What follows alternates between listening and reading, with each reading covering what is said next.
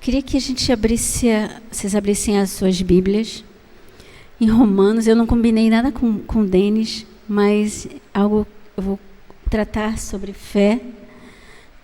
Romanos 1, 17. Romanos capítulo 1, 17. E depois eu vou ler Hebreus 10, 37 e 38.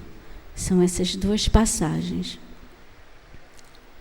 Romanos 1,17 diz assim: porque no Evangelho é revelada a justiça de Deus, uma justiça que do princípio ao fim é pela fé, como está escrito: o justo viverá pela fé. Em Hebreus 10, 37 e 38 fala assim: pois em breve, muito em breve, aquele que vem virá e não demorará. Mas o justo viverá pela fé, e se retroceder, não me agradarei dele. Amém. Senhor Deus, muito obrigado pela tua palavra, Pai, porque tudo que foi escrito para o nosso ensino foi escrito, assim como disse Paulo. Então que a gente possa aprender, Deus, mais de ti a cada dia, através da tua palavra. Que o Senhor possa se revelar a nós, para a honra e glória do Senhor. Amém? Um dia eu acordei. Eu sempre faço minha devocional de manhã assim que eu acordo, né? Então um dia eu acordei com uma canção do Fernandinho que fala: ainda que a figueira não floresça, ainda que a videira não dê o seu fruto, mesmo que não haja alimento nos campos, eu me alegrarei em ti. E eu fiquei cantando isso: ainda que a figueira não floresça. E comecei a louvar ainda na cama, deitada, né, e louvando. E aí peguei a Bíblia para ler. Na hora que eu peguei a minha Bíblia e abri, Abacuque, eu falei: como assim, Deus? Jesuincidência? Bom, eu acho que Deus já estava querendo falar comigo nessa palavra. E assim, eu nunca tinha conseguido ler o livro de Abacuque com um entendimento. Então, mas se abriu ali, né? E eu estava cantando, então eu vou pedir a Deus para que o Senhor me revele o que Ele quer falar comigo através dessa palavra. E aí eu comecei a ler. Gente, que livro maravilhoso! Ele só tem 3 capítulos, né? Eu já tinha lido outras vezes, mas não tinha visto a preciosidade, o conteúdo, o que Deus fala através de Abacuque, né? E tudo que foi escrito para o nosso ensino foi escrito, tanto no Velho quanto no Novo Testamento, né? Então, para a gente começar, né, falar um pouco do profeta, um profeta Abacuque. Ele viveu num momento em que a Babilônia estava vencendo todas as nações daquela época, né? Estava alcançando vários reinos. A Babilônia foi o primeiro grande império, né? Quando teve o primeiro grande império, foi o babilônico, e o rei da Babilônia ele conquistou vários impérios, várias nações, e aniquilou várias nações por conta de querer poder e domínio, né? Então ele foi o primeiro grande império. E aí Abacuque vivia nesse contexto. E aí ele começou a ver o sofrimento do povo. Começou a ver que o povo estava sendo perseguido, que muita violência, e via o povo se afastando de Deus, a lei enfraquecida. E ele sofria com aquilo, ele sofrendo em ver o povo sofrer, em ver o povo distante de Deus. E aí ele vai para o Senhor. Ele faz o que o Denis comentou aqui, né? Vamos levar para Deus. E aí ele vai, leva para o Senhor, e aí ele faz uma queixa. Aí ele chega primeiro falando com Deus, assim, né? Abacuque, capítulo 1, se não precisar abrir aqui, eu vou ler vários pedacinhos, né? Assim, ele diz assim, no 3 e 4. Por que me fazes ver a injustiça? Isso é Abacuque falando com Deus. Por que me fazes ver a injustiça e contemplar a maldade? A destruição e a violência estão diante de mim.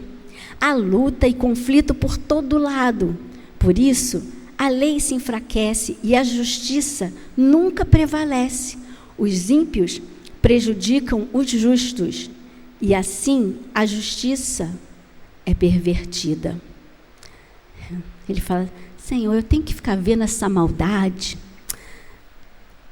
Parece os dias de hoje, né? Senhor, eu tenho que ver essas guerras. Senhor, eu tenho que ver Covid. Senhor, eu tenho que ver a morte. Senhor, eu tenho que ver a doença. Senhor, eu tenho que ver. Né? Abacuque se lança essa aflição diante de Deus. Né? E ele pede para Deus, ele começa a clamar e a se queixar com Deus.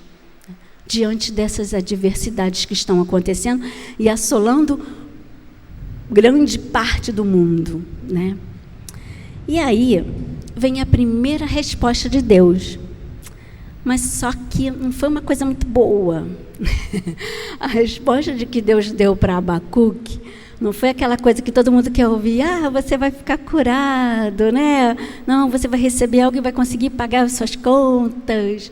Você vai receber a cura, você, né, seu filho vai voltar para o Senhor, né, e aquilo tudo, né? Assim, não foi. Infelizmente, a resposta do Senhor foi: olha só, vou falar uma coisa para vocês. Aí está lá no capítulo 1, verso 13. Teus olhos... Não, aqui, 7. 1, 6 e 7. Abacuque 1, 6, versos 6 e 7, ele fala assim: estou trazendo os babilônicos, nação cruel e impiedosa, que marcha por toda a extensão da terra para apoderar-se de moradias que não lhe pertencem. É uma nação apavorante e temível, que cria a sua própria justiça e promove a sua própria honra. E não vai ter livramento, não. Vocês vão ter que passar por tudo isso, né? Agora não é o momento do livramento. Vai vir a guerra, vai vir a violência, muitos vão desfalecer, né? E isso vai acontecer. Aí Abacuque fala: caramba, Senhor, e ele não se conforma. Aí ele vai de novo para o Senhor. Né? Ele não desiste de pelejar pelo povo e de clamar. Aí ele vai de novo para conversar com o Senhor, né? Ele fala: Senhor, Tu és um Deus bom, né? Ele fala, vou até ler, o verso 13, ele fala assim: Teus olhos são tão puros que não suportam ver o mal, não podes tolerar a maldade. Então, por que toleras os perversos? Por que ficas calado enquanto os ímpios devoram os que são mais justos que eles? Ele está indignado, e ele continua falando com Deus: por que tanta maldade, por que tanta coisa errada? O Senhor é um Deus tão bom, o Senhor é um Deus de bondade, um Deus de justiça. Por que, Senhor? Né? Está ali, quem nunca fez? Quem nunca? Eu já fiz várias vezes esse questionamento com Deus, né? E Abacuque está ali, nesse clamor, falando com Deus, questionando o Senhor, né? Eles estão aí, eles confiam é um povo que confia na sua própria força, eles nem confiam em Ti. Por quê, Senhor, que o Senhor está dizendo que vai trazer eles, né? E aí ele fica, aí o Senhor responde Abacuque mais uma vez. Aí vem... O Senhor, quando ele responde, né? Aí Abacuque, interessante que ele fala assim: eu vou ficar na torre de vigia, vou ficar aqui clamando o tempo todo até que o Senhor me responda. Né? No primeiro verso, acho que do capítulo 2, que ele fala assim: eu vou ficar aqui, eu não vou sair daqui enquanto o Senhor não me responder. Aí o Senhor fala: vou te responder, Abacuque. Pega aí o seu caderninho, pega o seu tablet e começa a escrever para que todo mundo veja, até quem passe correndo possa ver. Ele manda: escreve na tábua para quem passar correndo possa ver, né? Deus fala com Abacuque. E aí ele fala o seguinte, no capítulo 2, já no versos 2 e 4, ele fala: então o Senhor me respondeu: escreva claramente a visão em tábuas, para que se leia facilmente, pois a visão aguarda um tempo designado, e ela fala do fim e não falhará. Ainda que demore, espere-a, porque ela certamente virá e não se atrasará. Escreva: o ímpio está envaidecido, seus desejos não são bons, mas o justo viverá pela sua fidelidade. Em outra versão ele fala: eis o soberbo, sua alma não é reta nele, mas o justo viverá pela sua fé. Caramba, eu tremo só de ouvir essa palavra, né? E Paulo, e o autor de Hebreus, que eu li no início, ele está citando o profeta Abacuque, porque eles conhecem a palavra. O Antigo Testamento é a palavra de Deus. Então, ele está citando Abacuque. Quando Paulo fala em Romanos, o justo viverá pela fé, ele está citando Abacuque. Quando o autor de Hebreus também fala que o justo viverá pela fé, e aquele que retroceder, eu não me agradarei dele, também está citando Abacuque nesse contexto, né? E aí a gente pensa assim, gente, mas como é que é esse negócio, né? Tá, eu vou ter que passar, eu vou ter que suportar. Deus estava falando assim, olha, a vitória vem, o final, né? No fim vai ser algo tremendo, né? Lendo com mais detalhes, ele fala, no fim vai ser mais tremendo, vocês não vão acreditar no que eu vou dizer, mas só confia. Não fica olhando para os seus inimigos, que eles estão prevalecendo, não, do que está acontecendo de mal. Você tem que viver, é pautado na palavra. Vive, é pela fé. Então, a gente vive pela fé. E aí, o que a gente pode aprender de como viver pela fé, né? E fiquei pensando, como é que é isso de viver pela fé? Viver pela fé é algo fantasioso, né? O Denis estava falando assim, que a gente tem a nossa responsabilidade, né? A gente não pode viver uma fé de fantasia. Eu quero ter saúde, mas aí eu como doce à beça, não pratico nenhum exercício, tenho uma vida sedentária. É uma fé de fantasia, eu não vou ter saúde. Não, é fantasia. Eu estou precisando de cuidar do médico, eu não vou. É uma fantasia. É fé de fantasia. Então, a gente tem que ter fé prática. Mas, para a gente viver essa fé prática também é muito importante que a gente viva para Cristo, primeiramente. Até que nada mais importe. Nossa, isso aí é forte. Esse viver pela fé que ele fala, o justo viverá pela fé, é viver para Cristo até que nada mais importe na nossa vida. A gente se cuida, a gente faz o que a gente tem que fazer, mas a gente tem que viver para Cristo. É viver pela fé, até que nada tenha tanta importância na nossa vida como o reino de Deus, né? Isso é viver, é a gente praticar a entrega. Não é uma coisa fácil, não, né? A gente é apegado a tantas coisas, a gente se apega facilmente. A gente se apega facilmente a um bichinho, que dirá a um filho, a uma esposa, a um marido, né? Mas viver pela fé é você não ficar apegado, nada dessas coisas, porque nada disso nos pertence. A gente não é dono de nada. O marido não é dono da esposa. A esposa não é dona do marido. Ele não te pertence. Ele, em primeiro lugar, é de Deus. Então, a gente tem que entregar ele para Deus. O filho não é propriedade nossa. O Senhor comprou ele com o sangue dele. Então, ele pertence a Cristo. Então, ele tem que ser de Cristo. Ele não é propriedade exclusiva sua. Então, quem vive para filho, para marido, para trabalho, para emprego, para casa, para bens, não vive pela fé, não vive para Cristo, né? E em Hebreus, o autor de Hebreus fala isso, né? Não me agradarei dele. Então, viver pela fé é viver para Cristo, é praticar essa entrega. Porque se a gente não pratica entrega, a gente vive na idolatria.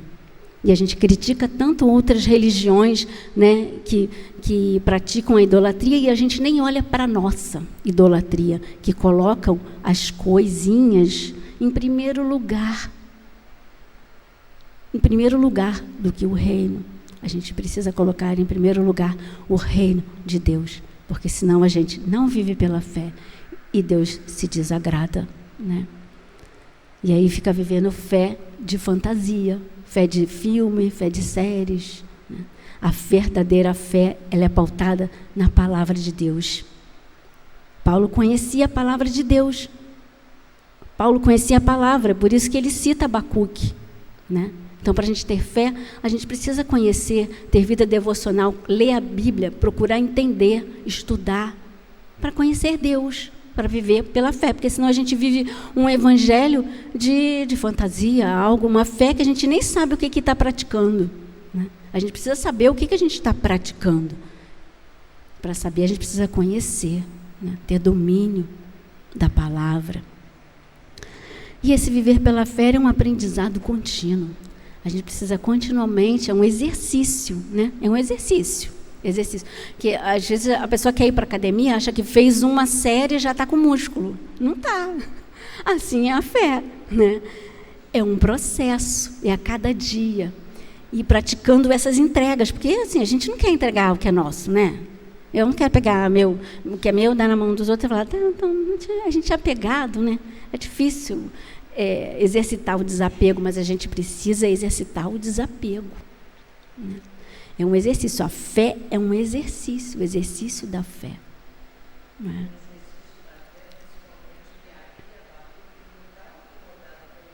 Isso é o coletivo. Eu ia chegar nesse ponto aí, né? Porque quando a gente se preocupa muito com as coisinhas, a gente é egoísta, né?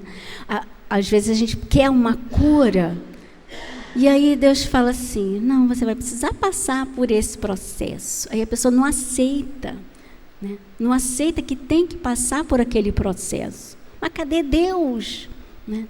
Deus, quando opera, Deus, quando faz um milagre, Deus pode fazer milagre? Pode curar? Pode, eu já vi isso. Ninguém me contou, eu já tive experiências de milagre, de eu orar por uma pessoa, isso aconteceu uma vez só. De eu sentir algo passando pelo meu corpo, assim, saía pela minha mão, e na hora que saiu, assim, eu vi a urina caindo, pim, pim, pim, na hora. Eu senti aquele negócio, esse é milagre do Senhor, mas o Deus faz quando Ele quer, na hora dele.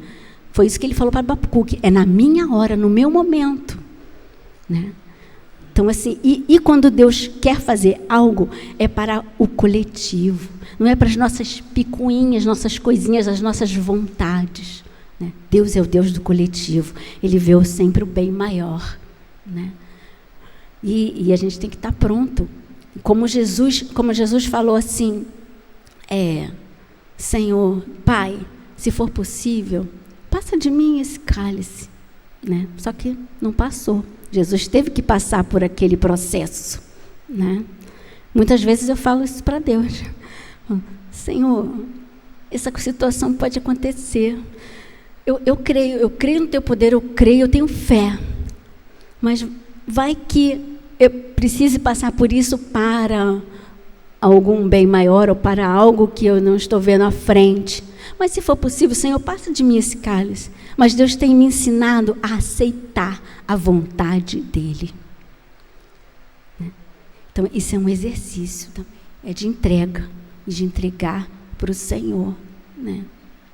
Ontem a gente, na reunião, foi muito, muito bom que a gente pôde compartilhar experiências, né? E o Denis contou um testemunho que, por ele confiar em Deus, ele viu um livramento do Senhor. Ele pôde experimentar isso. Por quê? Porque confiou. Porque se ele não confiasse e quisesse dar o jeitinho dele, ele podia. Ia dar certo? Podia dar certo. Mas ele experimentou o poder de Deus ali, assim, pá, né? E a gente comentou também na história, né? As crianças hoje estão escutando a história de Esaú e Jacó, né? Que a Rebeca tinha recebido uma promessa de Deus, né? Ontem a gente conversa sobre isso. A Rebeca tinha recebido uma promessa de Deus de que o filho mais novo ia ser o líder do mais velho, ia ser mais forte. Aí ela, sabendo daquela promessa, o pai já estava quase morrendo. Aí ela falou assim, não, eu tenho uma promessa, eu tenho que dar um jeito, né? Aí ela foi dar um jeitinho dela, com a mentira. E aí a mentira causou um problema. Um filho ficou com ódio do outro, quis matar o outro, e o outro filho saiu de casa, a mãe ficou distante do filho, sem falar com o filho muito tempo, o pai ficou com raiva, o marido com raiva da mulher, porque a mulher mentiu para ele, ajudou a mentir. Olha a confusão, porque quis dar uma ajudinha simples para Deus.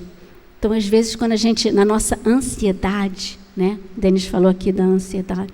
Na nossa ansiedade, a gente quer ajudar Deus, né? Na nossa pouca fé. Quem nunca? Eu já fiz isso também. Isso a gente, né, fica naquela ansiedade. E aí a gente quer ajudar Deus, a gente só atrapalha. Né? Se para plano de Deus Jacó ser superior a Esaú, com certeza ele ia ser. Precisava da ajudinha dela, né? Sara também quis dar uma ajudinha para Abraão, né? Para Deus, Abraão recebeu uma promessa, Sara quis dar uma ajudinha, só atrapalhou também, né? Então, às vezes a gente quer dar essas ajudinhas, a gente só atrapalha, né? Porque a gente precisa viver a entrega, exercitar a entrega, né? O Isaac entregou, o Abraão entregou Isaac, né? Ele podia falar, não, Deus está pedindo coisa demais. É meu filho, o filho da promessa. Como é que o Senhor quer que eu entregue? Ele entregou o Isaac. Toma, faz dele o que o Senhor quiser. Ele morreu? Isaac morreu? Não. Né? Então, às vezes, a gente fica com medo de confiar no poder de Deus. Né? Então, a gente precisa exercitar a nossa fé. Né? E para que a gente não viva essa fé hollywoodiana, né, de fantasia. Tem um ditado chinês que ele fala assim, ó, quem ouve, esquece. Quem vê, entende. Aquela coisa da ilustração, né? E quem pratica, aprende. Então, a gente só aprende, né, se a gente praticar. Mas, às vezes, a fé é uma coisa que a gente tem medo de praticar. A gente tem medo de praticar e se frustrar se não acontecer. Né? Aí, eu acredito, mas fica com medo de crer no fundo. Eu estou falando de causa própria. A gente fica com medo de acreditar e ter uma frustração daquilo não acontecer. Mas o que Deus tem me ensinado? Se não acontecer, é porque eu não quis. Você tem que ter a fé. A fé é tua, mas se não acontecer é porque eu não quis assim, pronto. Né? Mas a fé a gente tem que ter. Até o último minuto eu creio. Então eu comecei a praticar a minha fé assim. Senhor, essa é o meu desejo, a minha vontade. Mas eu sei que a tua é soberana. E o que o Senhor é que dirige a minha vida. E não, eu não posso ficar com esse controle remoto na minha mão, controlando a minha vida, a dos outros. Né? Tendo controle, porque a gente acaba controlando a nossa vida e a dos outros também, que estão ao redor, com a nossa falta de fé. Né? Quando o autor de Hebreus ele fala, né, o versículo que eu li lá no começo, que ele fala, pois em breve, muito em breve, aquele que vem virá e não demorará, mas o meu justo viverá pela fé. Isso já é no Novo Testamento, né? E se retroceder, não me agradarei dele. Qual era esse contexto? As pessoas estavam sendo presas, mortas, por causa de Cristo. Né? Elas estavam perdendo suas casas, sendo ridicularizadas por seus amigos. E você vai entrar nessa onda aí do caminho? Elas estavam sendo ridicularizadas. Mas eles estavam permanecendo firmes. Aconteceu algo tremendo, eles foram salvos? Não, era só coisa ruim. Né? Perdia propriedades, eram mortos, iam parar lá no meio dos leões, né? Iam cantando louvores. O justo viverá pela fé, e aquele que retroceder, eu não me agradarei dele. E aí Romanos também, né, Paulo fala isso para os romanos, porque no Evangelho é revelada a justiça de Deus, uma justiça que do princípio ao fim é pela fé. Como está escrito, o justo viverá pela fé. E aí ele vai falando assim do poder de Deus, né? Que o Evangelho é o poder de Deus. Então, e aí muitas pessoas elas sentem assim, confunde também essa coisa da fé com performance, né? Acha que ter fé é aquela pessoa que, olha, aquela ali está sempre orando, ela é uma pessoa de fé, né? E ela faz jejum sempre, jejua, ora, lê a Bíblia, de fé. Fé não é performance. Fé não é ter performance. Fé é aquele que Deus conhece o nosso coração. Ele sabe as nossas motivações, né? Então, ter fé é você fazer para Deus com a motivação correta, colocando Ele sempre em primeiro lugar. Se a gente faz as coisas para Deus com a motivação que não seja colocar Deus em primeiro lugar, por qualquer outra que seja, a gente está desagradando a Deus e não está exercendo a fé do mesmo jeito, né? Jeremias, ele fala assim, Jeremias 29:13, fala: vocês me procurarão e me acharão quando procurarem de todo o coração. Então, Deus está falando para Jeremias isso, né? Que a gente precisa buscar o Senhor, procurar Ele, e que quando a gente procura, a gente acha. Mas por que Deus quer que a gente procure Ele? Deus quer se sentir o tal? Deus precisa dessa honra? Ele é perfeito, Ele não precisa de nada disso, né? Deus é perfeito, Ele não precisa. A gente é que precisa. Quando a gente faz isso, a gente é beneficiado, né? Quando a gente coloca Deus em primeiro lugar, se desprende das coisinhas, das coisas, a gente é beneficiado, a gente recebe curas na alma, curas no espírito, curas no corpo, porque às vezes essas coisas trazem doenças para o corpo, essas coisas que nos prendem, né? Elas trazem doenças para o nosso corpo. E aí Abacuque, ao ouvir isso tudo, né? Deus foi tratando com ele, falando essas coisas para Abacuque, e aí ele entendeu o que é viver pela fé. E aí, no final, ele escreve um poema lindo para o Senhor, que é essa canção que eu ouvi de manhã, que fiquei cantando, né? Isso está lá em Abacuque 3, 17 e 18. Quem quiser abrir. Abacuque 3, 17 e 18.